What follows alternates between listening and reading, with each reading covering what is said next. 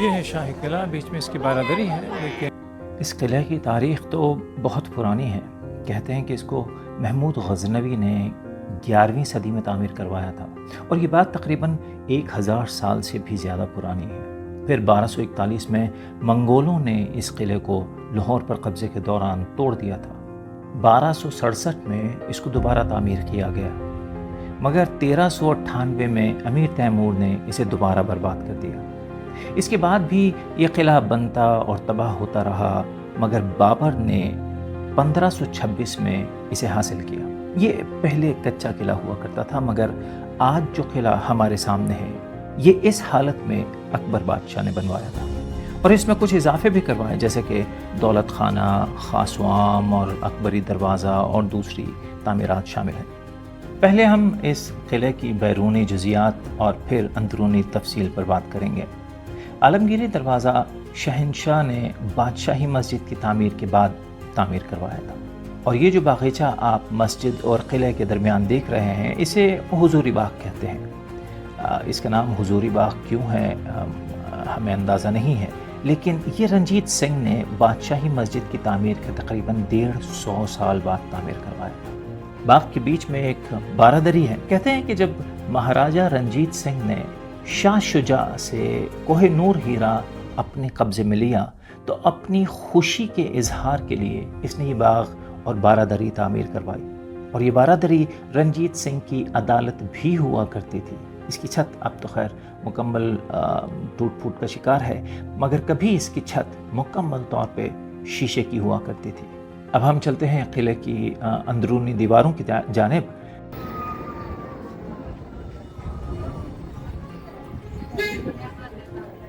جا بجا آپ کو اس دیواروں میں بندوقچیوں کے لیے سوراخ موجود نظر آئیں گے، جن سے وہ محاصرہ کرنے والی فوج پر گولیاں اور گرم پانی برسایا کرتے تھے۔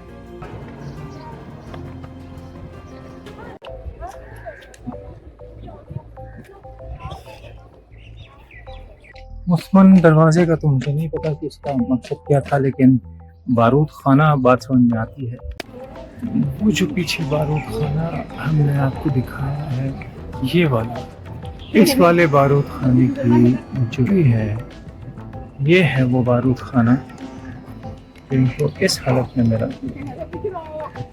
Before restoration.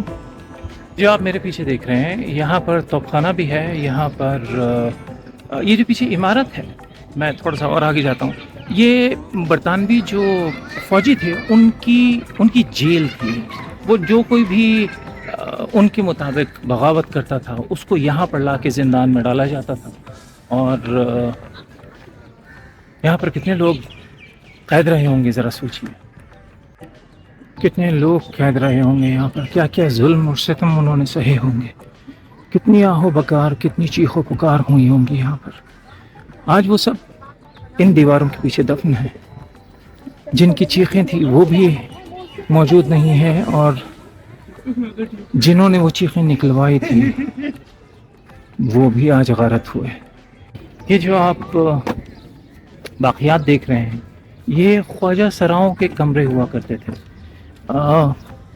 ہمارے سمہاؤ بادشاہوں کو خواجہ سراؤں وہ اپنے رقص سے شاید محظوظ کرواتی ہوں گی، لیکن بہرحال یہ ان کے کمرے ہوا کرتے تھے، یہاں پر وہ ٹھہرتے تھے۔ راجہ رنجیت سنگھ کا نام سنا ہوگا۔ راجہ رنجیت سنگھ جو ہیں وہ پورے پنجاب پر حکومت کی اور بڑی لمبی حکومت کی ہے۔ یہ ان کی بیوی تھی رانی جندہ، یہ ان کا باتھ روم ہوا کرتا تھا، یہاں پر وہی کنیز وغیرہ رہتی ہوں گی۔ آج یہاں پر بڑی اسمیل ہے، بہت بری بو ہے یہاں پر، لیکن کبھی یہاں پر خوشبوئیں اور معطر اور عطر ہوا کرتے ہوں گے، اس لیے کہ رانی جندہ کا یہاں پر گزر ہوتا تھا۔ پائیں باغ و حمام شاہی، تو یہاں پر یہ اس کی پوری ہسٹری ہے، اور یہ وہی والا حمام ہے جو ابھی ہم نے آپ کو وہاں پر دکھایا۔ یہ باغیچہ اب تک کچھ نہ کچھ کسی نہ کسی حالت میں باقی ہے۔ پھر یہ دیوان جو آپ دیکھ رہے ہیں دیوان خاص کہلاتا تھا۔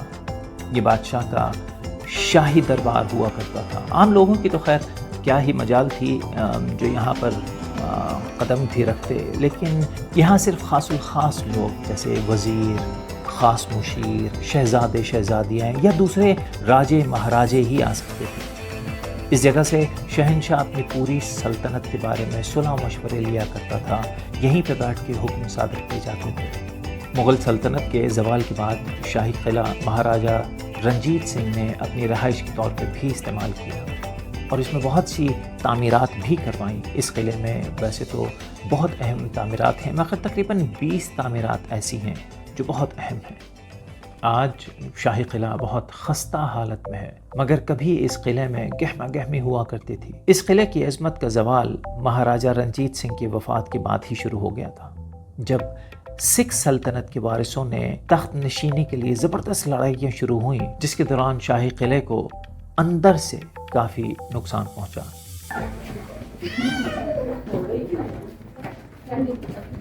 کاتب خانے ہی کا حصہ ہے؟ جی سر، یہ سارا اسی کا حصہ ہے۔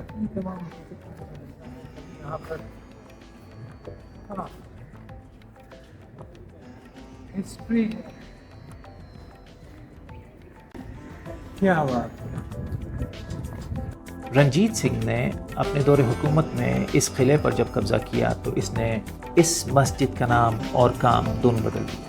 اس مسجد کا نام موتی مسجد کی جگہ موتی مندر رکھ دیا گیا اور مسجد کی جگہ اس کو مندر میں تبدیل کر دیا گیا۔ اس مسجد کے گنبد موتی کی طرح سفید دور سے چمکتے نظر آیا کرتے تھے، پھر اندر ہیرے جواہرات بھی موجود تھے۔ مقصد یہ کہ اس کی ایک خاصیت یہ ہے کہ یہاں پر جنات کا پہرا ہے۔ یہاں پر با جماعت نماز ادا نہیں ہوتی، نماز جمعہ بھی، یا کل نماز جمعہ گیا، کل آئیں گی بھی نہیں، تو یہاں پر نماز جمعہ نہیں ہوگی۔ یہاں پر اپنی نماز آپ پڑھنی ہے، ٹھیک ہے، اور یہاں پر خواجے کے نوافل ادا کرنے ہیں۔ قلعے کے اندر ایک دیوان ہے جسے دیوان عام کہتے ہیں۔ اس میں ایک جھروکا ہوا کرتا تھا جہاں بیٹھ کر شہنشاہ شاہجہاں رعایا کو اپنا دیدار کروایا کرتا تھا۔ یہ بات میں صرف سمجھانے کے لیے عرض کر رہا ہوں کہ شہنشاہ کا دیدار اس وقت بھی ایسا ہی ہوا ہوتا ہوگا جیسا کہ آج آپ نے شاید برطانوی شاہی خاندان یا بادشاہ کا دیدار ہوتا دیکھا ہو۔ جو دنیا جمع ہوتی ہے ایسا ہی اس وقت بھی ہوتا ہوگا، ایسی ہی دنیا جمع ہوا کرتی ہوگی۔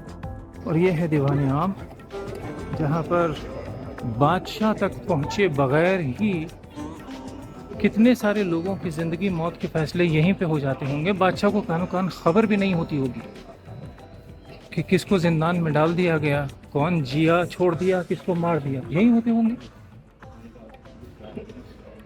یہ تخت کا بات ہے، یہ بادشاہ کا تخت ہے۔ یہ بادشاہ شاہ جہاں صاحب جو تھے، یہ ان کا تخت ہے۔ شاہ جہاں کا تو پتہ نہیں، لیکن تخت یہ ہے۔ یہ دیوان عام جسے آپ دیکھ رہے ہیں، یہ احاطہ جو ہے شاہ جہاں نے 1631 میں بنوانا شروع کیا اور 1633 میں یہ تعمیر کروایا۔ یہ ایک 40 ستون والا دربار تھا جو کہ اکبر کے تعمیر کردہ دولت خانے خاص و عام کے جھروکے کے سامنے بنایا گیا ہے۔ یہ جو آپ سامنے عمارت دیکھ رہے ہیں، یہ انگریزوں کے دور کی دوبارہ بنائی ہوئی، اور یہ انگریز ڈسپینسری کے طور پہ استعمال کرتا رہا۔ ڈسپینسری کن لوگوں کے لیے؟ وہ جو قید خانہ میں نے آپ کو دکھایا، ان میں جو مار پیٹ ہوتی تھی، ان میں جو زخم دیے جاتے تھے، جو شاید ہی کبھی مندمل ہو سکے ہوں، جن لوگوں کو زخم دیے تھے، ان کی یا دوسرے انگریز سپاہی جو تھے، ان کی مرہم پٹی یہاں ہوا کرتی تھی۔ انگریزوں نے بھی اپنی ضرورت کے مطابق بہت سی تاریخی عمارتوں کو فوجی بیرکوں میں تبدیل کر دیا، کسی تاریخی عمارت کو جیل تو کسی کو تفتیشی دفتر میں تبدیل کر دیا۔ دیوان عام جہاں پر سائلین شہنشاہ کے زمانے میں جمع ہوا کرتے تھے اور جہاں پر ان کی زندگی اور موت کے فیصلے ہوا کرتے تھے، دیوان عام کو فوجی ہسپتال میں تبدیل کر دیا گیا، اور تو اور انگریز سپاہیوں نے سنگ مرمر کی خوبصورت عمارت میں سے قیمتی پتھر نکال کر فروخت بھی کر دی۔ اب حکومت پاکستان کے پاس تو اتنے پیسے نہیں ہیں کہ اس پورے قلعے کی دیکھ بھال کر سکے، مرمت اور تعمیر نو کر سکے۔ انفیکٹ آپ کو ایک مزیدار بات بتاؤں کہ 1984 میں حکومت پاکستان نے جاپانی حکومت کی امداد سے سکھ گیلری کی تنظیم نو کی اور اس عمارت کو مکمل ایئر کنڈیشن کیا گیا۔ یہ وہی والی جگہ ہے جہاں پر مہاراجہ رنجیت سنگھ کے سے منسلک نوادرات موجود ہیں۔ اب حکومت پاکستان اس انتظار میں ہے کہ جیسے جیسے دوسرے ممالک ہماری مالی امداد کی التجا پر پیسے دیتے رہیں گے ویسے ویسے ہم قلعے کی دوسری عمارتوں کی مرمت کا کام شروع کرتے رہیں گے۔ تو وہ قلعہ جو اس وقت کے حکمرانوں کی شان و شوکت کی گواہی کا علمبردار تھا، آج کے حکمرانوں کی تنگ دستی کا گلہ کرتا ہوا بھی نظر آتا ہے۔ ذرا سوچئے کہ بادشاہ شاہ جہان اور اکبر اور انگریز اور اب موجودہ حکمران، کتنے لوگ یہاں پر آئے ہیں، کتنے حکمران یہاں پر پہنچے ہیں، کتنے بادشاہ یہاں پر آئے ہیں، کتنے وزیر، کتنے امپورٹنٹ لوگ ہوتے ہیں۔ شاہ جہاں تو اپنے جو فیصلے تھے وہ یہیں کرتا تھا، خوابگاہ یہاں پر تھی، رنجیت سنگھ کی حویلی یہاں پر تھی۔ ذرا سوچئے کہ کتنے سارے بادشاہ تو یہاں پر سوتے رہے ہیں، جاگتے رہے ہیں، اپنی زندگی کے کاروبار میں مشغول رہے ہیں، حکومت کے معاملات چلاتے رہے ہیں انہی جگہوں پہ۔ آج جنہیں ہم آثار قدیمہ کہتے ہیں، آج جسے ہم ہسٹوریکل پلیسز کہتے ہیں، وہ تمام لوگ جن کی ہسٹری ہے آج ان میں سے کوئی بھی نہیں ہے۔